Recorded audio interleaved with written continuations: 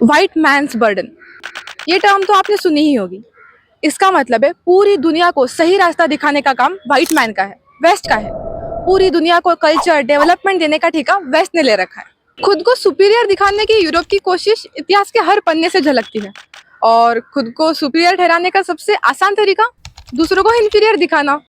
बात तो सही है। जी हाँ, यूरोपियंस फाउंड अमेरिका, तब वहाँ के लोग तो ट्राइबल्स थे। व्हेन यूरोपियंस फाउंड ऑस्ट्रेलिया, तब वहाँ के लोकल्स भी ट्राइबल्स थे। व्हेन यूरोपियंस फाउंड भारत, तब यहाँ के लोग भी रिग्रेसिव, प्रिमिटिव और अनकल्चर्ड थे। भाई आज ये सच स्वयं सिद्ध है कि long before Europeans arrived in America and Australia, these lands were home to indigenous people with rich cultures and peaceful societies. And Bharat, Bharat was busy exploring the width and depth of science, maths, spirituality, philosophy, astronomy, music, dance, culture. जब Europeans जानवरों की शिकार करने जंगल में नंगा घुमा करते थे, लेकिन नहीं, यूरोप को सुपीरियर दिखाने में हिस्ट्री आड़े आती है। एक काम करो, हिस्ट्री ही बदल दो। Okay Google, who are the all time great warriors in history of world? Some of the most prominent warriors in history include Alexander the Great, known for his vast conquests, Julius Caesar, a brilliant military commander and statesman, and Napoleon Bonaparte, a strategic genius who reshaped Europe. These individuals left. Shivaji Maharaj, Bajirao, Skandagupta, Shalivahana, Ranjit Singh, Lachit Borphukan, Maharana Pratap, Durgavati, Lakshmibai. वीरों की मालिका जहाँ खत्म नहीं होती, कम से कम वहां तो आप वीरों की बात करो ही मत। Bharat is a civilisation older than history.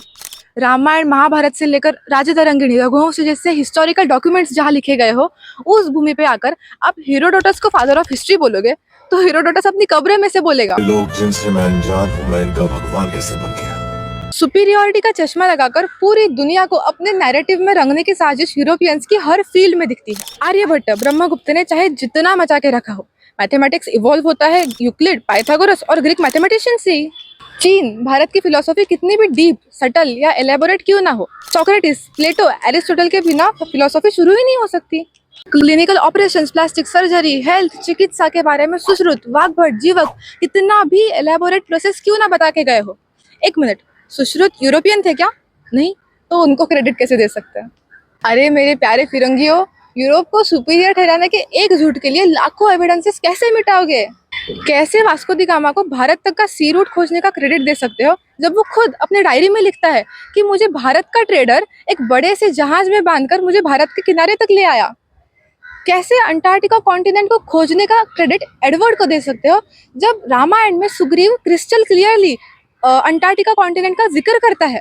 कैसे अपने ब्लाइंड बिलीफ्स को बनाए रखने के लिए भारत के इतिहास को 5000 बीसी तक फिट करवा सकते हो, जब it's being clear as sunlight कि 5000 बीसी तक महाभारत, 12000 बीसी तक Ramayana and the history of contemporary habitable world goes back to at least 21000 BC. Narrative writes future, and this West's narrative, the European narrative, the white man's narrative needs to be changed for the future of the world. So how to get rid of this European chashma? The only power in a narrative is number of people supporting the narrative. And if number of people is the criteria, Bharat is already a winner. We just need to say Alexander is the greatest warrior in Europe. Mathematics starts with Euclid in Europe. Columbus was the first one to discover America. Columbus was the first European to discover America.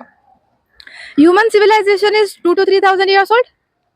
European civilization is 2 to 3,000 years old. Let's fight fake narrative with fact narrative.